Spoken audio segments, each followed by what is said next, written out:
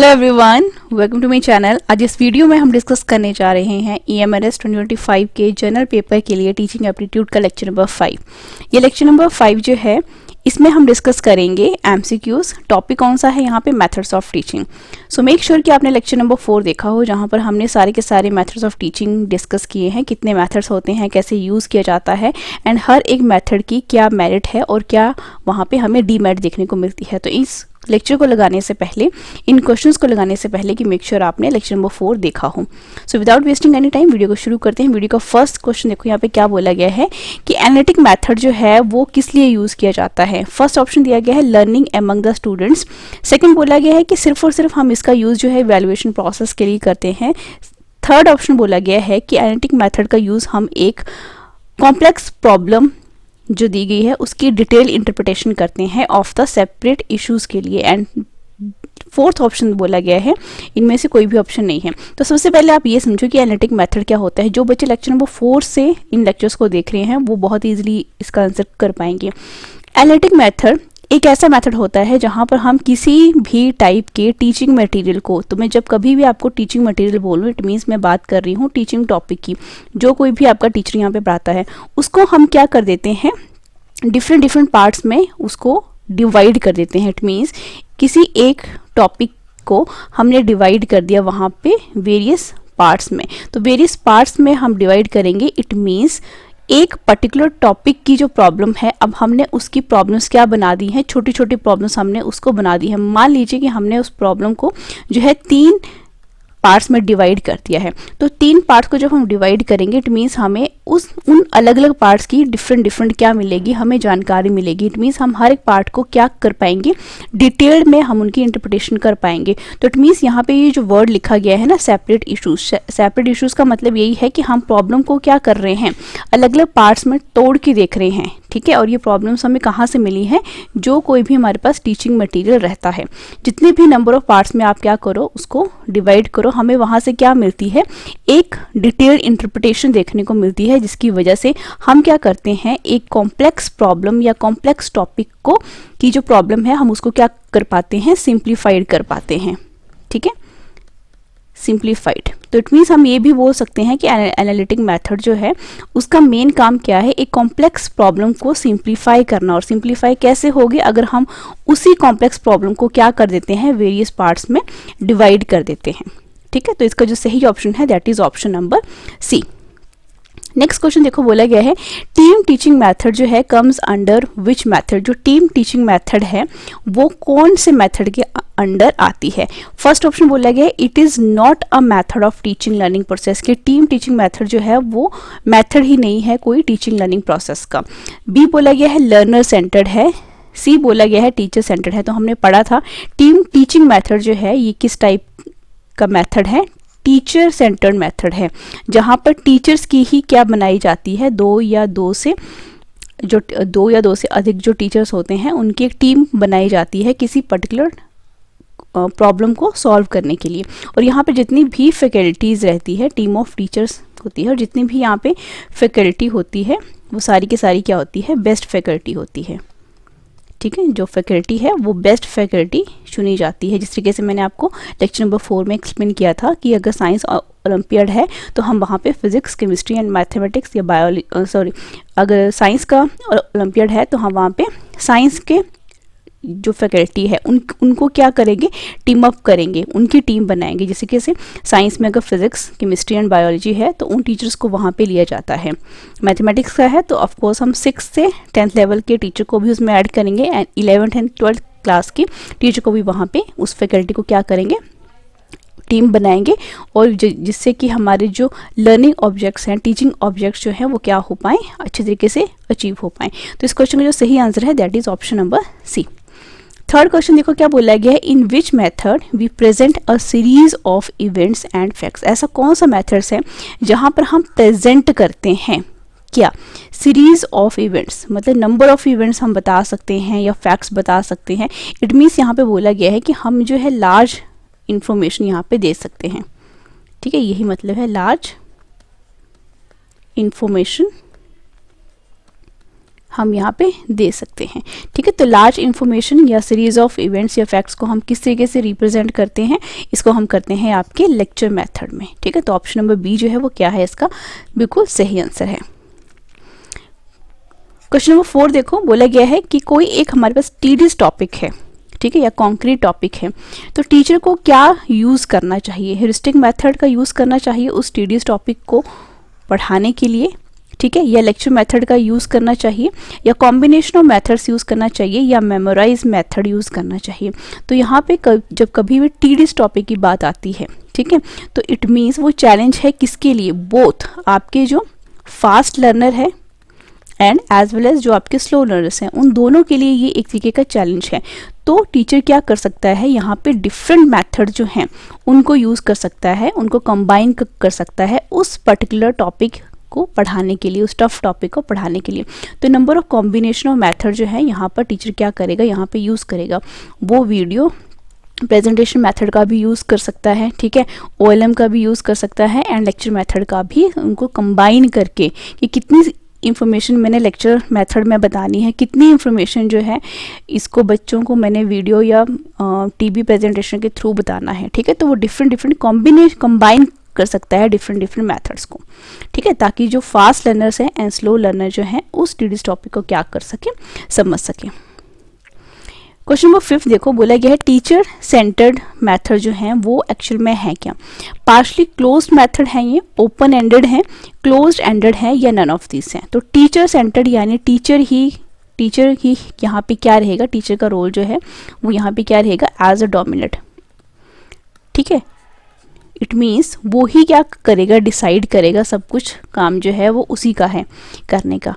ठीक है, तो इट मीन्स यहाँ पे टीचर का जो रोल है डोमिनेंट के अलावा हम इसको क्या बोल सकते हैं कि टीचर जो है एक्टिवली यहाँ पे क्या करता है, परफॉर्म करता है टीचर सेंटर्ड मेथड्स में। तो ये पार्शली क्लोज तो बिल्कुल भी नहीं हो सकते, ऑप्शन नंबर ए तो बिल्कुल भी नहीं है। ओपन एंडेड तो ये बिल्कुल भी नहीं हो सकते, क्योंकि ओपन एंडेड क्या होता है ये मैंने आपको बताया था लेक्चर नंबर 2 में, आपने देखा होगा कि ओपन एंडेड सिस्टम के बारे में मैंने वहाँ पे बात की थी। ठीक है, तो अब यहाँ पे क्लोज्ड एंडेड, तो ऑब्वियस सी बात है कि टीचर सेंटर्ड यानी जिसमें टीचर ही क्या रहे, एक्टिव रहे, तो ये क्लोज्ड एंडेड है। इट मीन्स टीचर को ये पता है कि मैंने कितना टॉपिक पढ़ाना है और कितने टाइम पीरियड के लिए पढ़ाना है। ठीक है, इसमें स्टूडेंट कुछ भी डिसाइड नहीं कर सकते कि हमें ये टॉपिक जो है वो 1 घंटे में पढ़ाओ या 30 मिनट्स में पढ़ाओ, इसमें सारा का सारा रोल जो है वो टीचर का ही रहता है। ओपन एंडेड सिस्टम में बेटा होता क्या है बेसिकली कि प्रॉब्लम को रेज किया जाता है एंड प्रॉब्लम को सॉल्व किया जाता है। प्रॉब्लम रेज कौन करता है, टीचर करता है, एंड प्रॉब्लम को सॉल्व कौन करता है, वहाँ पे स्टूडेंट्स करते हैं। तो ये ओपन एंडेड सिस्टम है। तो यहाँ पे टीचर ही क्या कर रहा है, एक्टिवली यहाँ पे परफॉर्म कर रहा है। तो बेसिकली ये क्या हो जाता है आपका closed ended type of system बन जाता है। ऑप्शन नंबर सी सही आंसर है। क्वेश्चन नंबर 6 देखो, यहाँ पे क्या बोला गया है, लेक्चर मेथड इज वेरी, जो लेक्चर मेथड टीचर्स यूज़ करते हैं कॉमनली यही मेथड जो है यूज़ किया जाता है, वो है क्या, फैक्चुअल है, नैरेटिव एंड फॉर्मल है, थर्ड बोला गया है रिफ्लेक्टिव मेथड है, एंड नन ऑफ दिस। तो अभी सी बात है, लेक्चर मेथड जो है वो काफ़ी ज़्यादा टीचर का रोल क्या रहता है, सिर्फ और सिर्फ नरेट करने का रहता है, काफ़ी फॉर्मल वे ऑफ टीचिंग भी ये कहलाता है। ठीक है, तो लेक्चर मेथड जो है यानी आपका क्या है, एक नरेटिव मेथड है एंड फॉर्मल मेथड है। ऑप्शन नंबर बी इसका सही आंसर है। क्वेश्चन नंबर 7 की तरफ बढ़ो, OLM यानी open learning method is not suitable for which objective. की ओपन लर्निंग मेथड जो है वो किसके लिए सूटेबल बिल्कुल भी नहीं होता है। ठीक है, कौन से ऑब्जेक्टिव को गेन करने के लिए ये सूटेबल नहीं है। फर्स्ट बोला गया है अफेक्टिव लर्निंग ऑब्जेक्टिव्स, सेकंड बोला गया है साइकोमोटर्स जो स्किल्स होती हैं जितने भी लर्नर्स की वो, ठीक है, एंड सी बोला गया है कॉग्निटिव ऑब्जेक्टिव्स। तो इसका जो सही आंसर है that is option number D, both A and B. OLM method जो है वो हम कौन से इज़ नॉट सूटेबल, किसके लिए सूटेबल नहीं है ये, क्योंकि यहाँ पे हमें साइकोमोटर स्किल्स जो हैं वो देखने को नहीं मिलती है। लेक्चर नंबर 4 ज़रूर देखिएगा। एंड यहाँ पे बच्चों का अफेक्टिव जो लर्निंग है वो भी हमें यहाँ पे ये इतने अच्छे तरीके से हम क्या नहीं कर पाते हैं, उसको गेन नहीं कर पाते हैं। ठीक है, तो ये ऑप्शन नंबर ए और बी यानी इसका जो ऑप्शन नंबर डी है वो क्या है, इसका बिल्कुल सही आंसर है। नेक्स्ट क्वेश्चन देखो, क्वेश्चन नंबर 8 है, इन असाइनमेंट मेथड ऑफ टीचिंग में होता क्या है? असाइनमेंट मेथड जो है किस टाइप का मेथड है? This is a learner centred method. अब लर्नर सेंटर्ड मेथड होने की वजह से क्या होता है कि यहाँ पे जो रोल ऑफ जो टीचर है वो होता है, सेकंड बोला गया है रोल ऑफ स्टूडेंट्स का ज़्यादा यहाँ पे रोल होता है। सी बोला गया है teacher has a crucial role along with the role of the students. तो इसका ऑप्शन नंबर जो सी है वही क्या हो जाता है, यहाँ पे करेक्ट हो जाता है। असाइनमेंट मेथड में टीचर का भी बहुत क्रूशियल रोल होता है along with the role of student, क्योंकि सारी की सारी असाइनमेंट जो है वो किसने करनी है? स्टूडेंट्स ने करनी है। सारा का सारा काम जो है वो कौन करेंगे? स्टूडेंट्स ही करेंगे। और टीचर का काफ़ी क्रूशियल रोल होता है क्योंकि उसे पता है कि उसने कौन से टॉपिक के ऊपर जो है बच्चों को असाइनमेंट बनाने के लिए बोलना है, एंड हर एक स्टूडेंट के लेवल के अकॉर्डिंग जो है वो असाइनमेंट देनी है। इट मीन्स मैं अगर बात करूँ लेवल या टॉपिक देने की, तो इट मीन्स मैं यहाँ पे सिंपली बात किसकी कर रही हूँ? फास्ट एंड स्लो लर्नर्स की। फास्ट स्टूडेंट जो है, फास्ट लर्नर जो है, स्टूडेंट जो है, उनके लेवल के अकॉर्डिंग उनको अलग से टॉपिक प्रोवाइड करना है, इट मीन्स असाइनमेंट प्रोवाइड करनी है। एंड स्लो लर्नर के केसेस में भी आप उनका लेवल चेक करके उनको उसके ही हिसाब से टॉपिक जो है वो क्या कर सकते हो? दे सकते हो। एंड मेक श्योर कि यहाँ पे जो बच्चा है वो असाइनमेंट काफ़ी अच्छे तरीके से बनाए, ठीक है। उसमें जो अगर टीचर ने कुछ इन्फॉर्मेशन दी है उसको भी ऐड करे, एंड अपने तरीके से भी क्या करे? बच्चे को मोटिवेट करना है ताकि वो असाइनमेंट जो है वो किस तरीके से और कितने अच्छे तरीके से बना सकते हैं, क्योंकि असाइनमेंट मेथड में बच्चों को मार्क्स भी प्रोवाइड होते हैं अगर आपने फाइनल असेसमेंट की अगर हम बात करें तो। क्वेश्चन नंबर 9 देखो, बोला गया है what is the main problem of the learner centre method. कि लर्नर सेंटर मेथड जो भी हैं आपके जितने भी हैं, मैंने सारे के सारे करवाए हैं, मल्टीपल हमने मेथड्स देखे थे, लेक्चर नंबर 4 आप जरूर देखिएगा।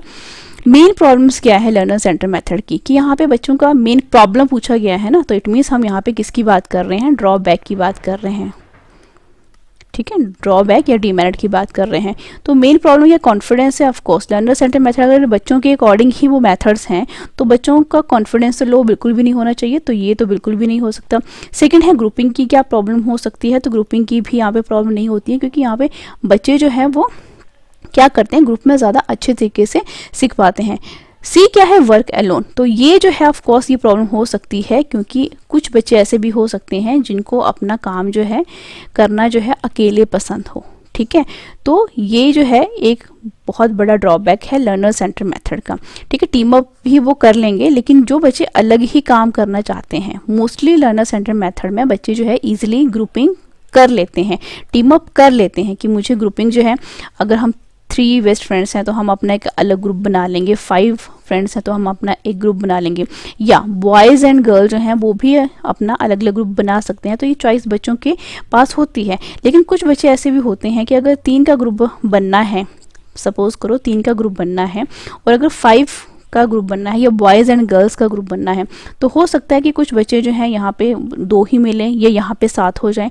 तो ये जो है यहाँ पे कुछ बच्चे जो हैं वो अकेले काम करना प्रेफर करते हैं, ठीक है। मोस्टली यहाँ पे ये देखा गया है कि जो फास्ट लर्नर्स हैं वो भी अपना काम जो है अकेले करना पसंद करते हैं, एंड स्लो लर्नर जो है वो भी क्या करता है, थोड़ी सी लैक ऑफ एबिलिटीज़ के कारण जो है ग्रुप में अच्छे तरीके से वो फिट नहीं हो पाते हैं। और ये सारा का सारा किस बेसिस के ऊपर होता है? इंडिविजुअल डिफरेंसेस के ऊपर होता है, ठीक है, इंडिविजुअल डिफरेंसेस होते हैं। तो ये एक मेन प्रॉब्लम है जो कि हमें लर्नर सेंटर मेथड में देखने को मिलता है। लास्ट क्वेश्चन देखो, क्वेश्चन नंबर 10 क्या बोला गया है? Which is not a learner centre method of teaching. इनमें से कौन सा एक ऐसा मेथड है जो कि लर्नर सेंटर मेथड नहीं है? असाइनमेंट मेथड ऑफ कोर्स ये लर्नर सेंटर मेथड ही है। केस स्टडी मेथड यहाँ पे हम बच्चों को ही क्या प्रोवाइड करते हैं, एक सिचुएशन प्रोवाइड करते हैं जिसका वो सॉल्यूशन ढूंढते हैं। Lecture method and OLM method, OLM यानी ओपन लर्निंग मेथड भी एक क्या है? लर्नर सेंटर मेथड है। इसमें से जो आपका सही आंसर है दैट इज सी।